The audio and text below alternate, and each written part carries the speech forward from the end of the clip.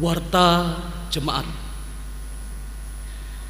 Jemaat kekasih Kristus yang berada di rumah dan di mana saja, salam sejahtera untuk saudara sekalian.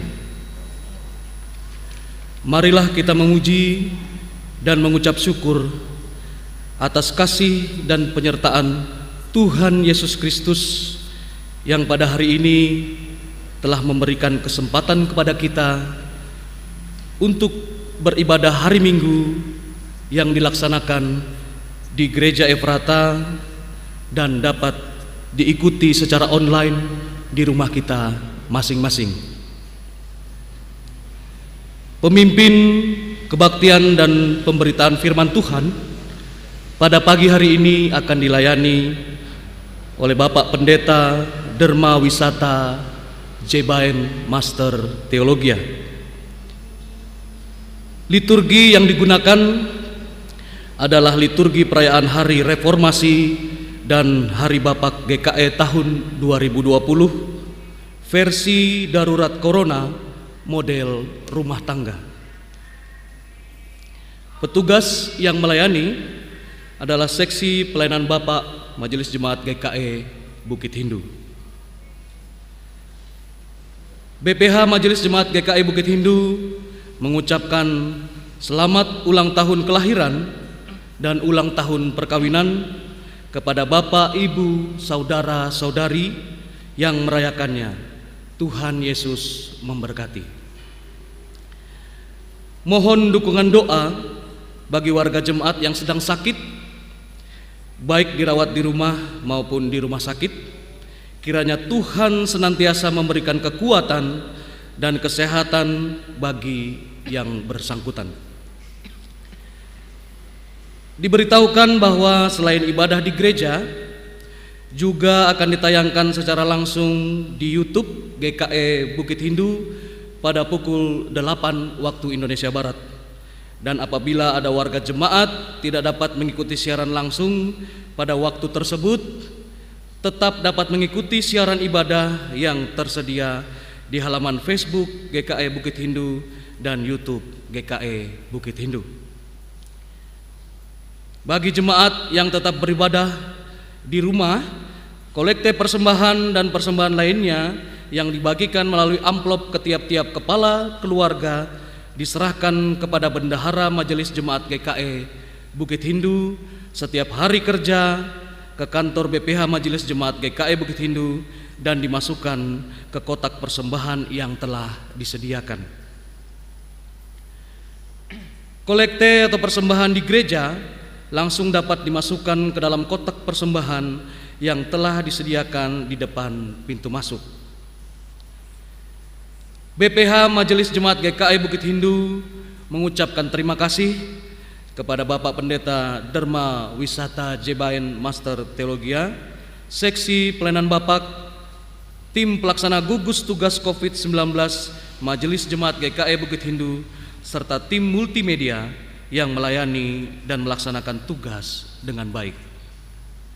Mari kita tetap taat mengikuti himbauan pemerintah agar tetap tenang, diam di rumah, keluar rumah bila hanya ada sesuatu yang sangat perlu, menerapkan protokol kesehatan, yakni tetap menggunakan masker, cuci tangan, serta jaga jarak.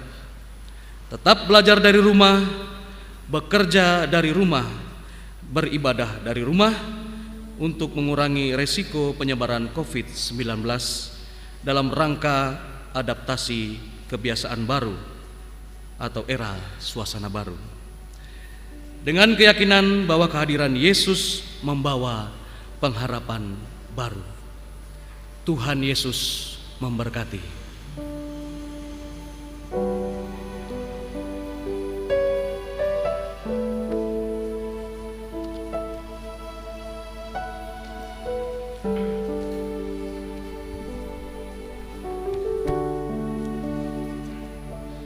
Salam, selamat bertemu dalam persekutuan kasih. Kita bersyukur kepada Tuhan Yesus Kristus, Sang Kepala Gereja, yang telah memimpin dan menuntun gerejanya melintasi zaman, serta memperbaharui gereja untuk menyadari fungsi dan perannya, supaya kehadiran gereja menjadi berkat.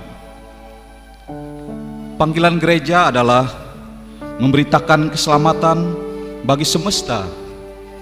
Kiranya selalu berkobar dalam hati umat percaya dan menjadikan kita sebagai jemaat misioner. Hari ini persekutuan kita adalah dalam rangka perayaan Hari Reformasi Gereja, sekaligus merayakan Hari Bapak GKE dengan subtema Beritakanlah Injil. Melalui kedua perayaan ini, kita berharap tri panggilan gereja, yaitu bersekutu, bersaksi, dan melayani, semakin dinyatakan di tengah dunia, terutama ketika saat ini dunia menghadapi masa yang sulit di tengah pandemi COVID-19. Marilah kita berdiri, kita menghadap Tuhan, menyanyikan pujian baginya. Jemaat menyanyi dari pelengkap Kidung Jemaat nomor 105, bait yang pertama dan bait yang ketiga, Gereja Bagai Bahtera.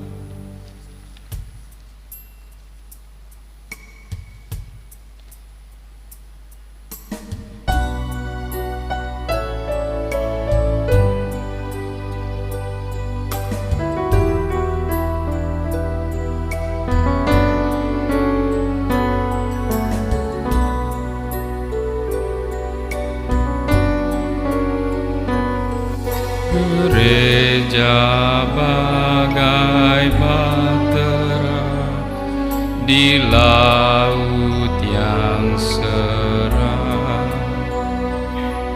mengarahkan haluannya ke pantai seberang, mengamuklah samudera dan badai menderu, gelombang zaman lepas yang sulit ditempuh, penumpang pun bertanyalah selagi berjerih, betapa jauh di manakah labuhan abadi. Tuhan tolonglah, Tuhan tolonglah, tanpa Dikau semua binasa kelak. Ya Tuhan tolonglah.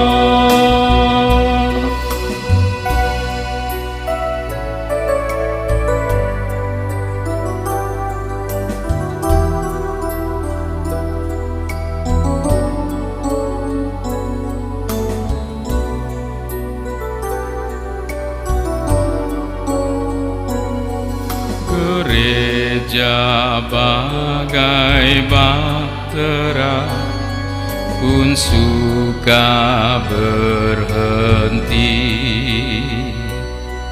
tak menempuh samudera, tak ingin berjerih, dan hanya masa jayanya selalu dikenang, tak ingat akan dunia yang hampir tenggelam. Gereja yang tak bertekun di dalam tugasnya, tentunya oleh Tuhan pun tak diberi berkat. Tuhan tolonglah, Tuhan tolonglah, tanpa Dikau semua binasa kelak. Ya Tuhan tolonglah.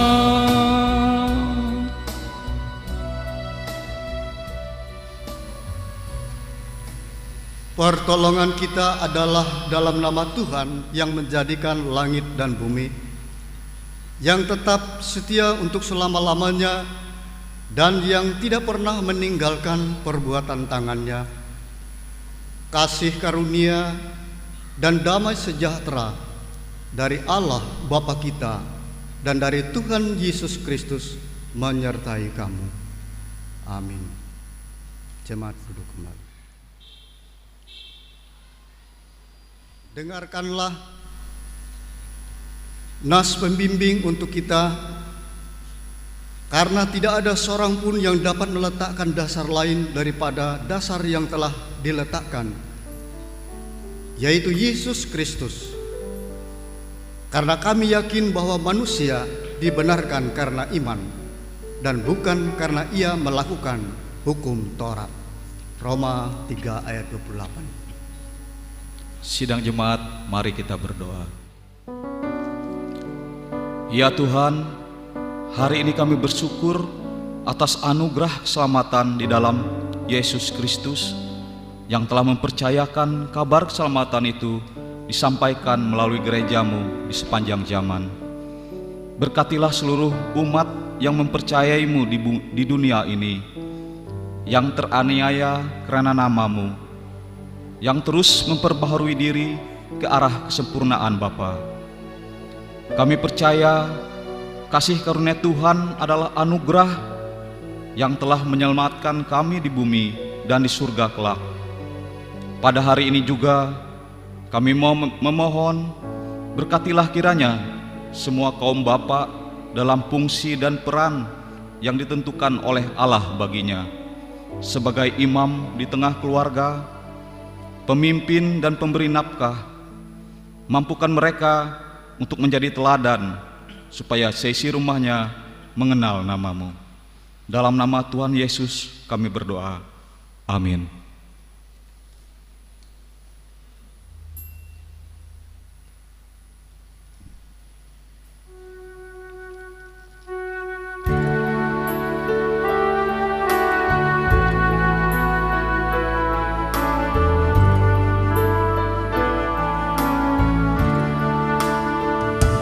Batu penjuru gereja dan dasar yang esa, yaitu Yesus Kristus, pendiri umatnya. Dengan korban darahnya, gereja ditebus. Baptisan dan firman-Nya membuatnya kudus.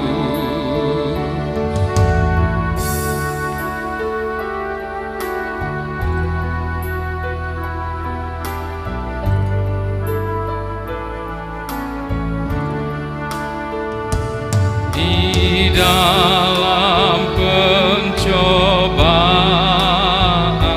dan perjuangannya, dinantikannya zaman sejahtera bahkan di mata tercermin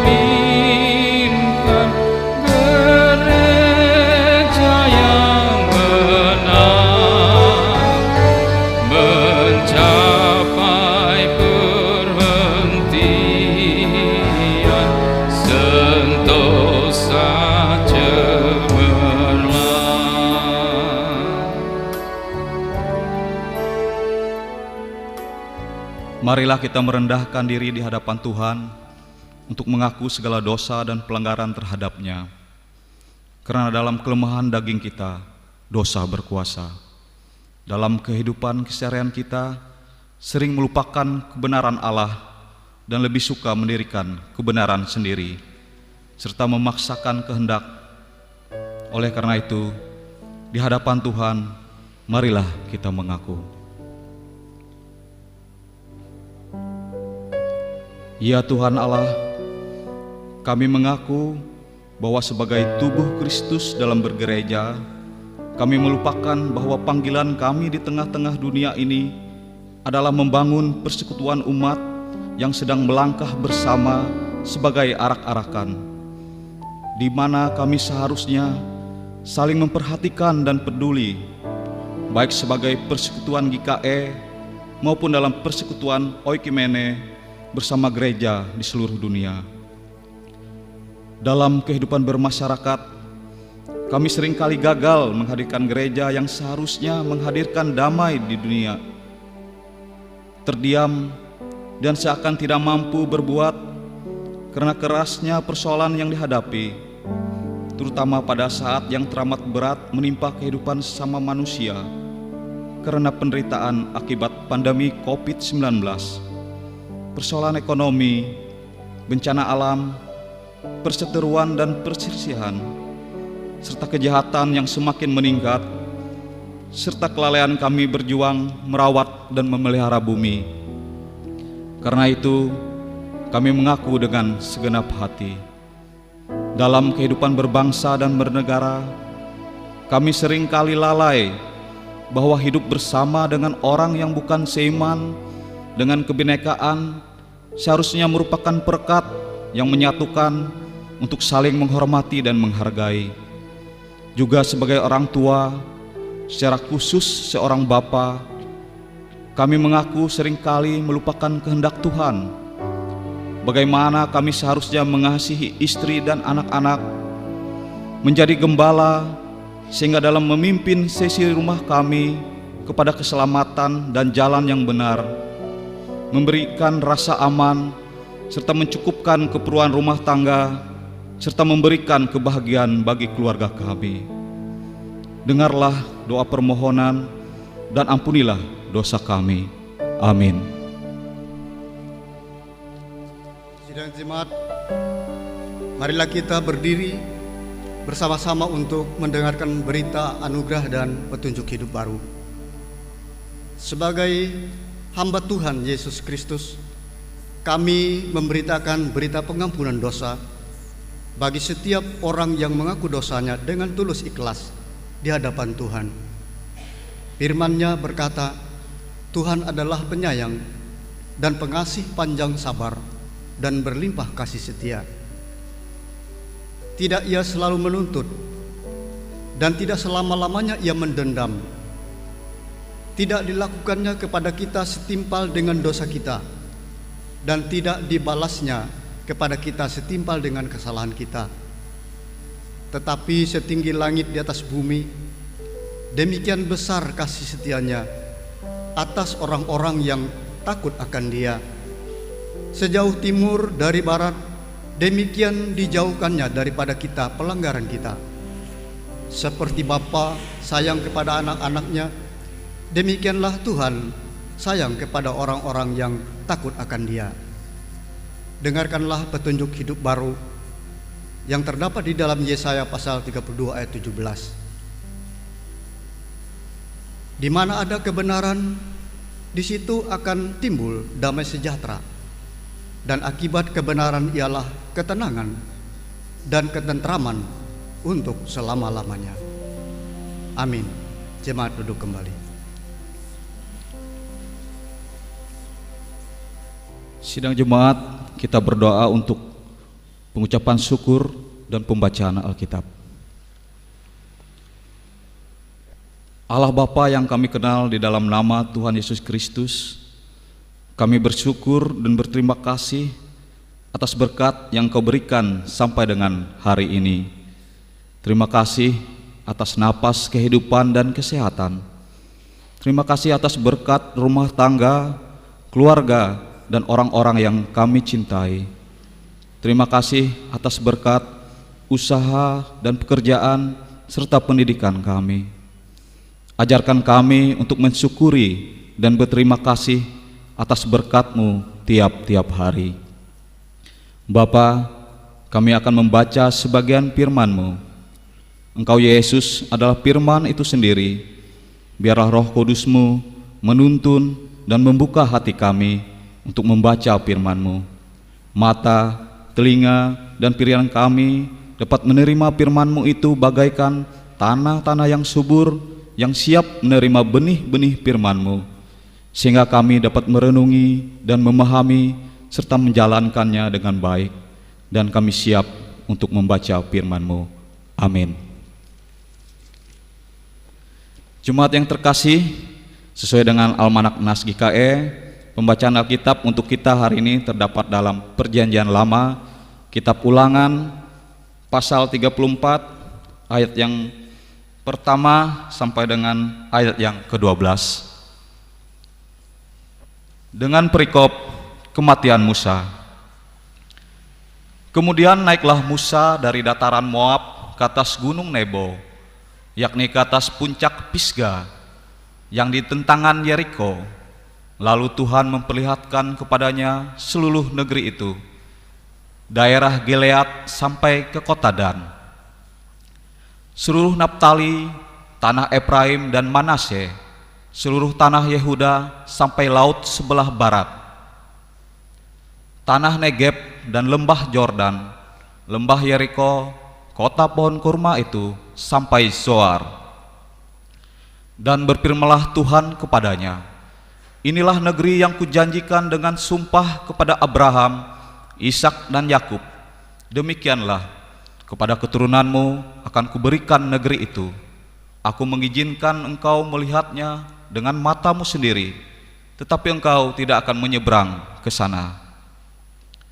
Lalu matilah Musa, hamba Tuhan itu, di sana di tanah Moab, sesuai dengan firman Tuhan. Dan dikuburkannya lah dia di suatu lembah di tanah Moab, di tentangan Bet Peor, dan tidak ada orang yang tahu kuburnya sampai hari ini. Musa berumur 120 tahun ketika ia mati. Matanya belum kabur dan kekuatannya belum hilang. Orang Israel menangisi Musa di dataran Moab 30 hari lamanya. Maka berakhirlah hari-hari tangis perkabungan karena Musa itu. Dan Yosua bin Nun penuh dengan roh kebijaksanaan, sebab Musa telah meletakkan tangannya ke atasnya. Sebab itu orang Israel mendengarkan dia dan melakukan seperti yang diperintahkan Tuhan kepada Musa. Seperti Musa yang dikenal Tuhan dengan berhadapan muka, tidak ada lagi nabi yang bangkit di antara orang Israel. Dalam hal segala tanda dan mukjizat yang dilakukannya atas perintah Tuhan di tanah Mesir terhadap Firaun dan terhadap semua pegawainya dan seluruh negerinya.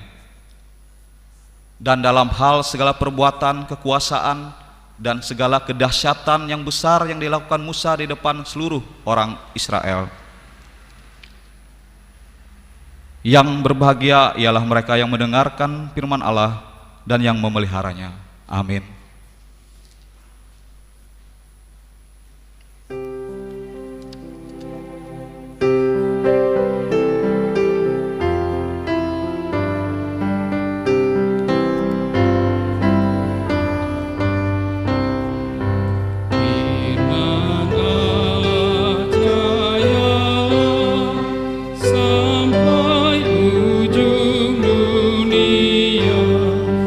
Kita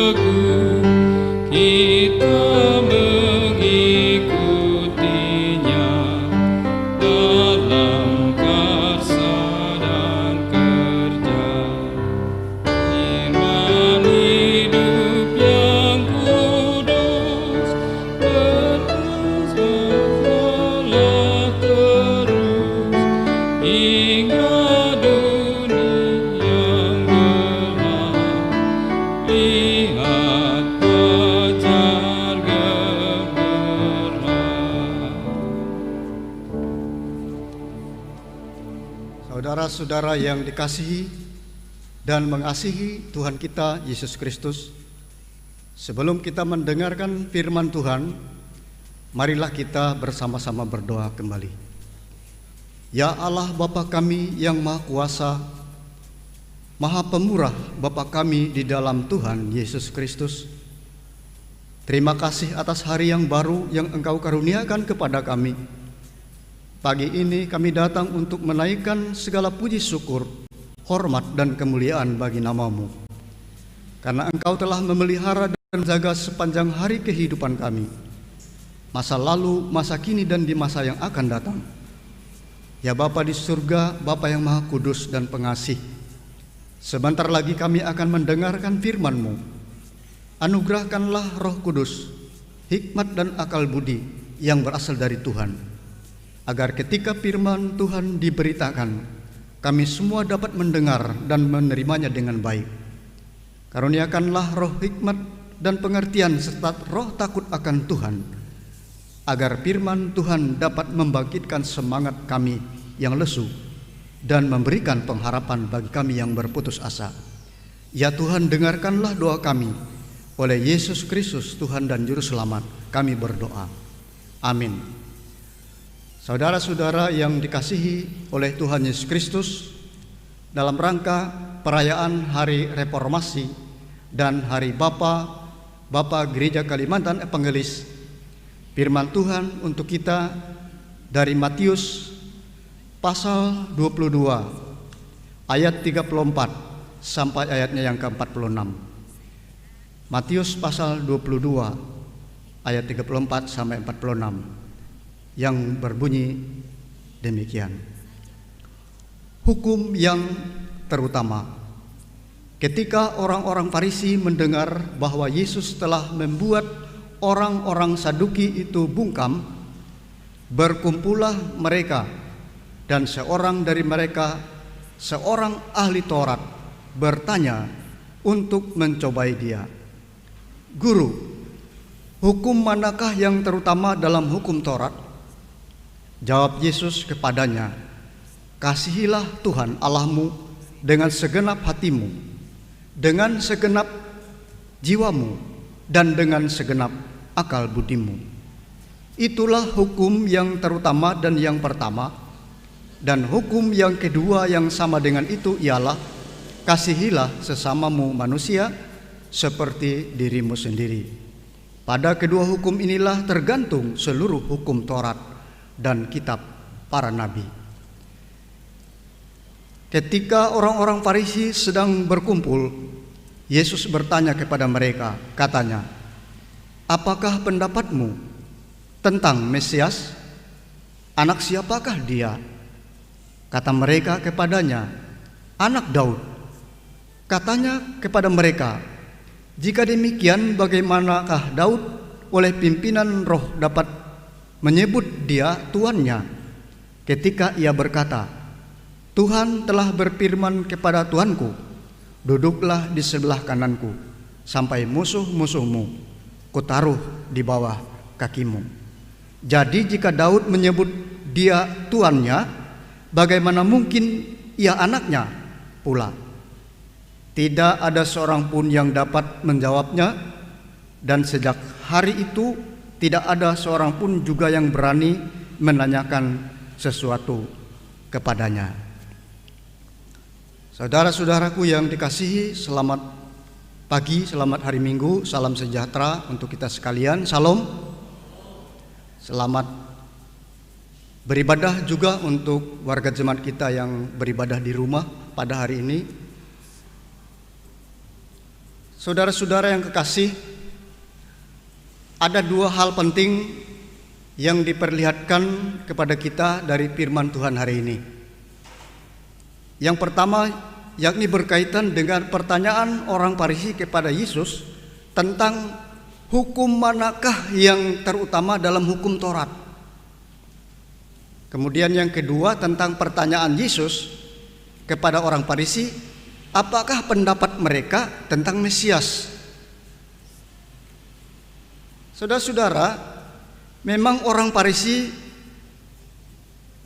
adalah para ahli Taurat, dan pengajar hukum Taurat. Lalu kenapa mereka bertanya tentang hukum Taurat? Padahal mereka adalah orang-orang yang sudah mengenal dan mengetahui dan mengajar hukum Taurat. Saudara-saudara, orang Farisi memang dikenal sebagai orang-orang yang memiliki kemampuan khusus dalam keagamaan umat Israel. Namun sayangnya mereka melakukan hukum itu lebih kepada ketaatan pada aturan keagamaannya, bukan kepada esensi dari hukum itu sendiri. Saudara-saudara, apa esensi dari hukum Allah atau hukum Taurat itu? Esensi dari hukum Allah adalah hakikat Allah itu sendiri, yakni kasih. Nah, orang Farisi sangat taat terhadap peraturan pelaksanaan hukum Taurat, dan yang melanggar hukum Taurat itu sendiri atau melanggar tata cara dari pelaksanaan hukum Taurat itu dianggap sebagai pelanggar hukum Taurat. Jadi saya ulangi lagi, melanggar tata caranya dianggap sebagai pelanggar hukum Taurat. Namun saudara-saudara, oleh ketaatan terhadap aturan-aturan ini, orang Farisi justru melupakan hal-hal penting sebagai esensi dari hukum Taurat, yaitu kasih.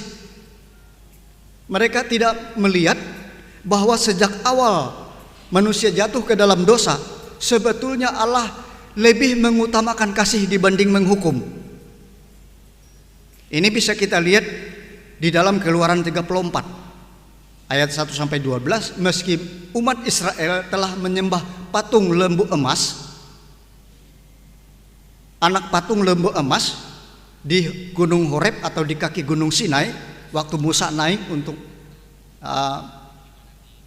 menulis bersama dengan Tuhan, menulis hukum Taurat, hukum Allah, 10 firman, umat Israel telah menyembah patung anak lembu emas. Ketika Musa turun, Musa memecahkan hukum 10 hukum yang telah ditulis oleh Allah, karena dia marah umat ini telah menyembah berhala. Namun kasih Allah sungguh luar biasa, saudara-saudara.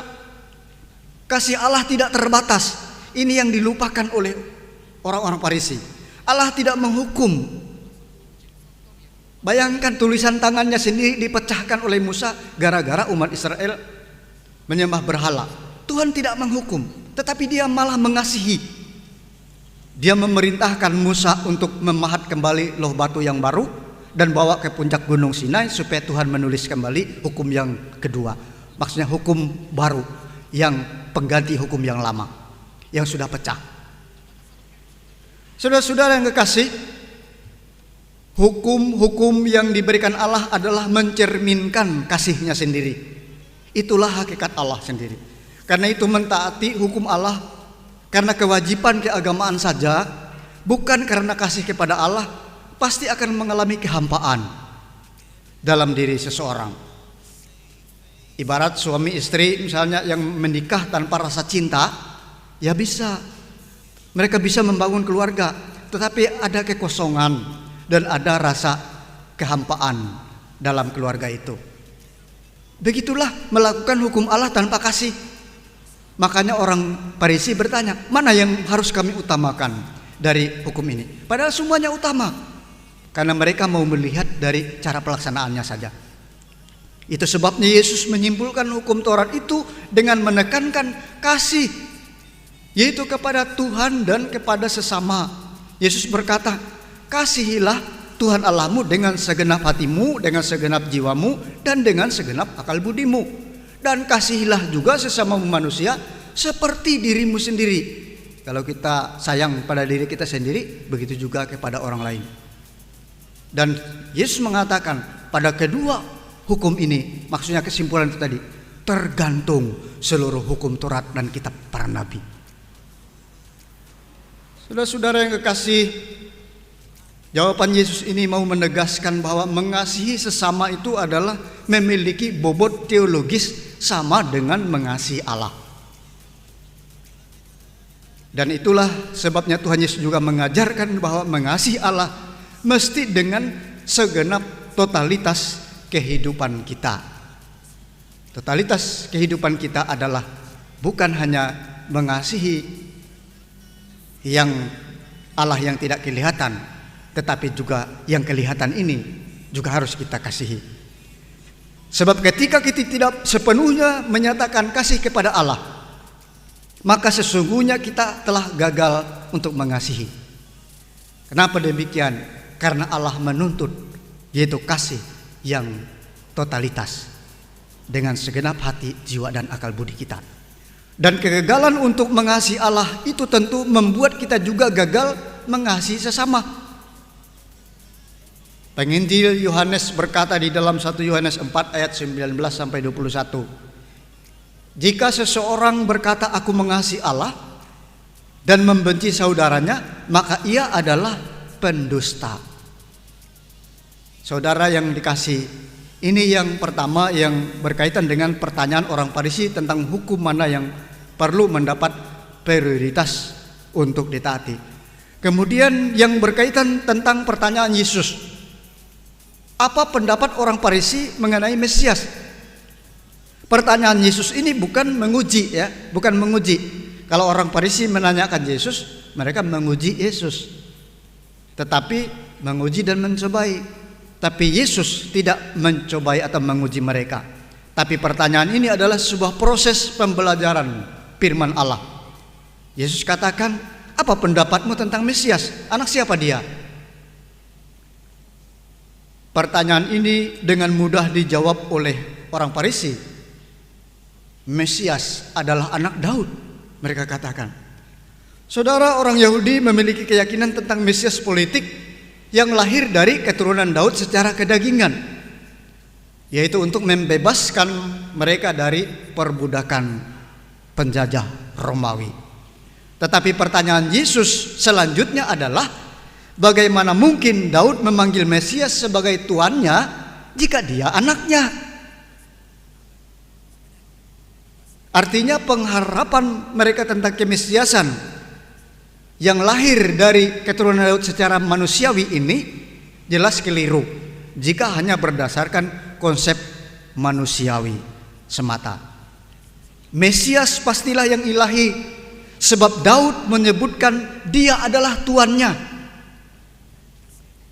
Dia adalah berkuasa meletakkan musuh-musuhnya di depan kakinya, jauh melampaui kekuasaannya, sehingga disebut dia adalah Tuhan. Saudara-saudara yang dikasihi, bersamaan dengan perayaan Hari Reformasi dan Hari Bapa GKE hari ini, firman Tuhan mengingatkan kita akan dua hal penting. Yang pertama, bahwa iman yang kaku, yang dangkal akan menghasilkan sebuah kegagalan dalam mengasihi Allah dan sesama. Ini yang terjadi di tengah-tengah kehidupan orang-orang Farisi. Ketundukan dan ketaatan menjalankan firman Tuhan tidak cukup bila tanpa kasih kepada Allah secara totalitas. Sebab iman tanpa kasih secara total kepada Allah adalah iman yang buta dan hampa, seperti orang melompat dalam gelap. Iman seperti ini berbahaya karena dapat melahirkan iman yang mengandalkan akal budi manusia semata-mata. Tetapi iman yang benar adalah iman yang didasarkan atas ketundukan menjalankan hukum Allah berdasarkan kasih, berdasarkan totalitas hidup kita, mengasihi Allah dengan segenap hati, jiwa, dan akal budi, dan mengasihi sesama manusia seperti diri sendiri. Kemudian yang kedua, catatan kita yang kedua dari nas ini adalah menjalankan hukum-hukum Allah bukan sekedar ketaatan menjalankan peraturan keagamaannya. Walaupun peraturan keagamaan itu penting, tapi itu bukan esensinya. Melainkan menjalankan hukum Allah justru mengutamakan kasih. Jangan sampai oleh ketaatan dan ketundukan dalam pelaksanaan aturan keagamaan banyak orang mengalami ketidakadilan di dalam kehidupan kita. Kelemahan keberagaman orang Farisi adalah mentaati hukum Allah tanpa kasih, karena itu hasilnya adalah hampa belaka. Saudara-saudara yang kekasih, cara keberagamaan seperti ini juga pernah menjadi pergumulan gereja di masa yang lalu, sehingga akhirnya melahirkan reformasi oleh bapak-bapak gereja.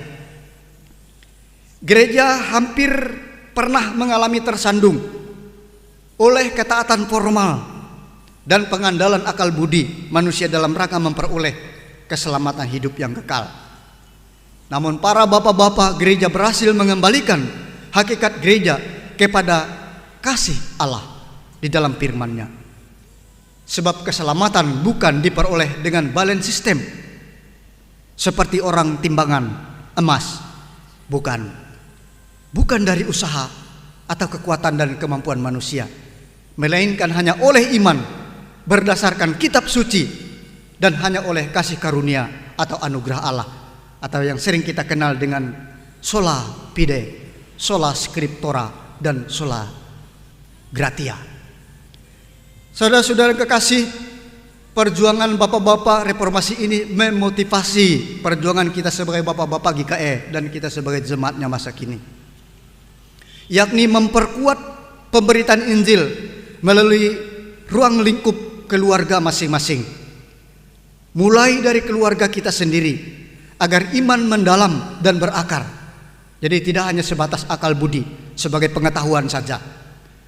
Pada masa pandemi COVID-19 ini, kita mesti melihat dari sisi yang baru, bahwa Allah memberikan kesempatan kepada kita sebagai bapak-bapak gereja masa kini untuk melakukan reformasi, membangkitkan kembali semangat pekabaran Injil mulai dari akar gereja itu sendiri. Di mana akar gereja? Rumah tangga Kristen. Di mana akar gereja itu? Semuanya adalah berasal dari keluarga-keluarga kecil, bapak, anak, dan seluruh anggota keluarganya. Maka kini saatnya kita dituntut untuk mereformasi kebiasaan kita yang lama, yang lebih mengandalkan pembinaan iman melalui ibadah-ibadah formal dan massal seperti ini. Kita perlu melihat dan meninjau ulang kembali bahwa kita tidak mungkin berhenti beribadah bersama-sama di gedung gereja ini hanya karena masalah tidak bisa bersama-sama berkumpul. Kita disadarkan melalui pandemi ini bahwa kita tidak boleh berhenti sebagai gereja Tuhan hanya karena tidak bisa beribadah secara massal. Gereja bukanlah gedungnya. Gereja adalah persekutuan orang-orang percaya. Karena itu gereja justru sangat efektif dibangun di rumah kita masing-masing, dengan bapak sebagai imam dan anggota keluarganya sebagai jemaatnya. Sehingga walaupun apapun yang terjadi bagi kita, kita tetap tidak akan tercabut dari akar kita, yaitu gereja itu adalah persekutuan orang percaya yang kita bisa bangun di rumah kita masing-masing. Dengan seluruh anggota keluarga kita bisa melakukan ibadah, sebab gereja itu adalah persekutuan orang yang percaya. Firman Tuhan kita hari ini mengingatkan kita kembali untuk memberitakan Injil dalam ruang lingkup mulai dari akar dari sebuah gereja, yaitu keluarga kita masing-masing. Karena itu selamat menjadi anggota gereja, selamat memberitakan Injil dari keluarga kita masing-masing. Tuhan Yesus Kristus memberkati kita semua. Amin.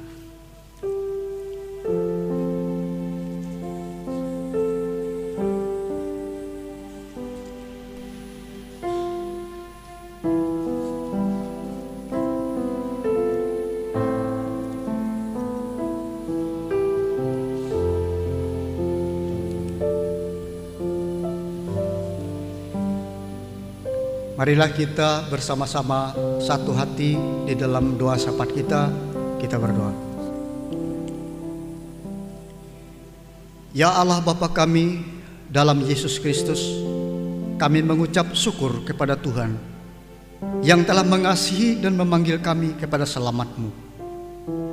Kami memuji Engkau seraya mengaku bahwa kami tiap hari telah berbuat dosa.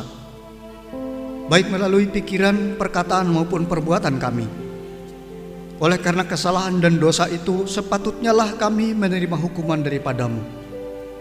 Tetapi Tuhan telah menganugerahkan pengampunan melalui anak-Mu Yesus Kristus.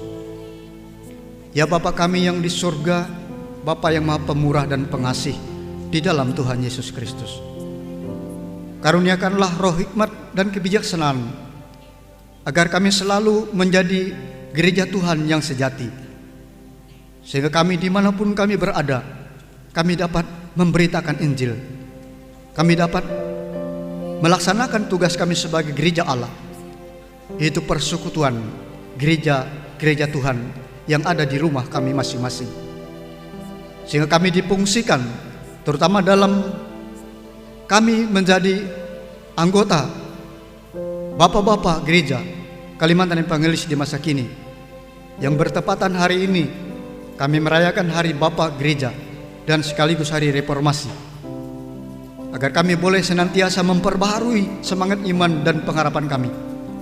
Dan bukan hanya itu saja, kami memperbaharui cara pandang kami, bahwa sesungguhnya kami diperintahkan oleh Tuhan untuk memberitakan Injil, mulai dari keluarga kami masing-masing. Itulah gereja yang sejati.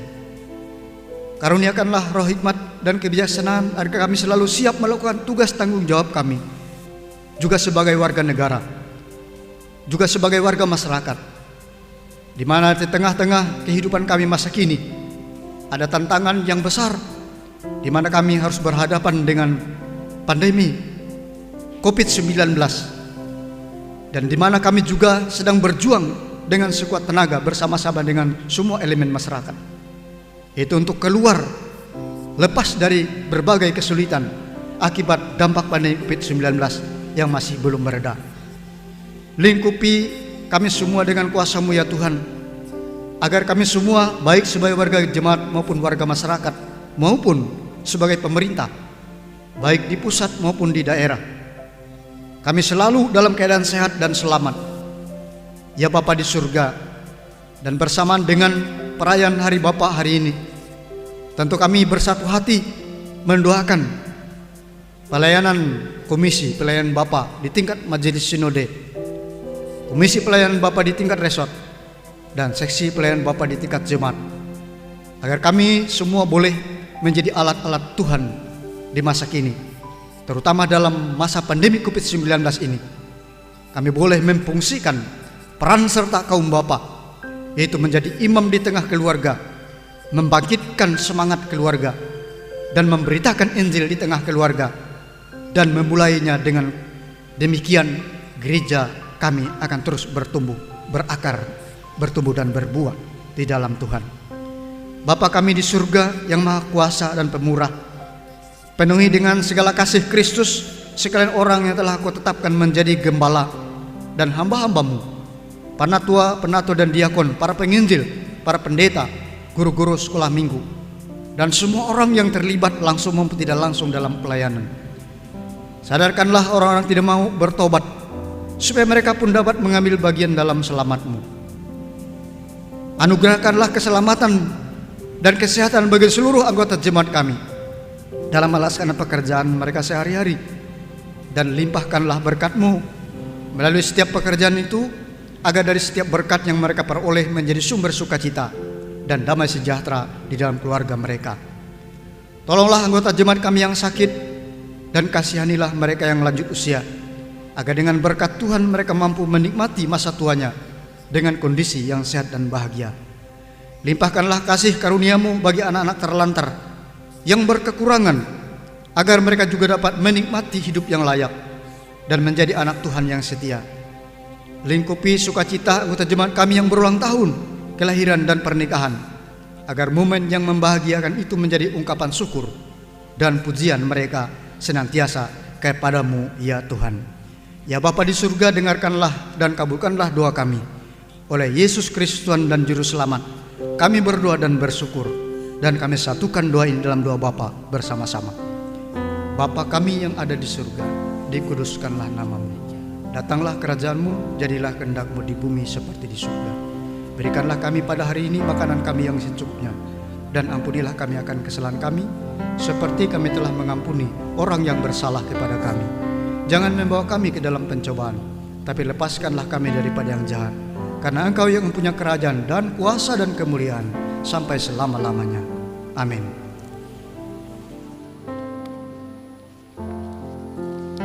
Sekarang ada kesempatan bagi kita untuk mempersembahkan persembahan syukur kepada Tuhan. Dengarkanlah pengantar tentang persembahan dari kitab Amsal pasal 11 ayat 24 sampai dengan 25. Ada yang menyebar harta tetapi bertambah kaya. Ada yang menghemat secara luar biasa namun selalu berkekurangan. Siapa banyak memberi berkat, diberi kelimpahan. Siapa memberi minum, ia sendiri akan diberi minum. Kita berdoa untuk persembahan yang akan kita serahkan. Engkau telah memberikan berkat di sepanjang hidup kami dengan tidak berkekurangan. Sebagai ungkapan syukur dan terima kasih kami jemaat-Mu, kami akan memberikan persembahan kami untuk kepujian dan kebesaran nama-Mu. Terimalah persembahan yang akan kami beri dan berkatilah yang tersisa pada kami. Amin. Untuk jemaat di gereja yang belum sempat mempersembahkan persembahannya, dapat diberikan di akhir ibadah di kotak persembahan yang telah disediakan di depan pintu gereja. Sementara jemaat di rumah mempersembahkan persembahan syukurnya, jemaat menyanyi dari Kidung Jemaat nomor 389, bait pertama dan bait yang kedua, Besarlah Kasih Bapakku.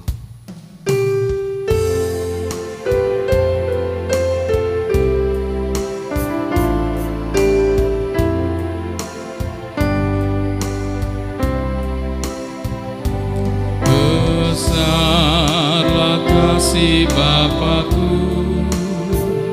selalu melingkupiku di mana-mana diriku, diasuhnya.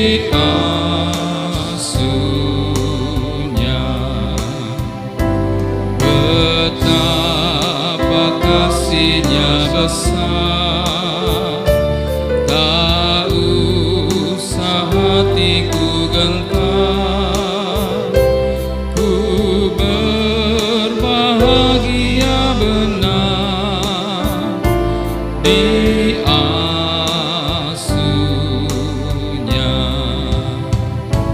Ya Bapa, dalam kasih-Mu arahkan tiap langkahku.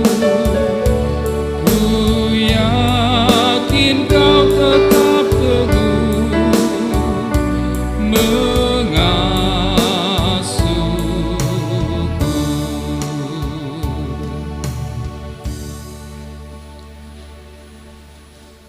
Marilah kita bersama-sama mengucapkan pengakuan iman kita bersama-sama dengan sekalian orang percaya dari segala masa dan tempat.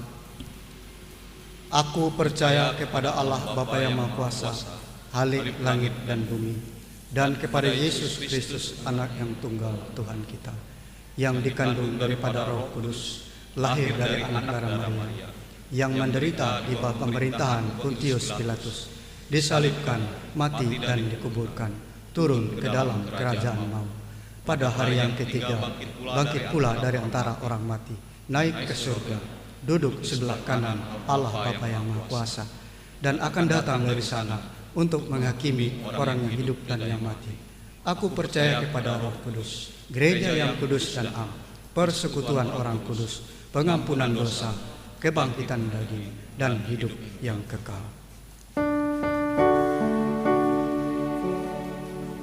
Haleluya,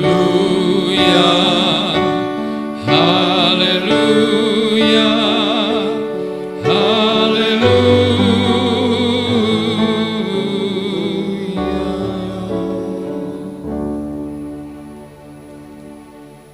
Ingatlah selalu akan panggilan pengutusan gereja. Pergilah ke seluruh dunia, beritakanlah Injil kepada segala makhluk. Lakukanlah dengan kesetiaan, sebab Ia Tuhan adalah setia menyertai untuk selama-lamanya. Dan kepada segenap kaum bapa, pimpinlah keluarga kita, dan katakan, tetapi aku dan seisi rumahku, kami akan beribadah kepada Tuhan. Terimalah berkat Tuhan dan pergilah dengan selamat. Tuhan memberkati engkau dan melindungi engkau.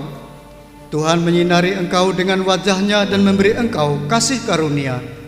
Tuhan menghadapkan wajah-Nya kepadamu dan memberi engkau damai sejahtera.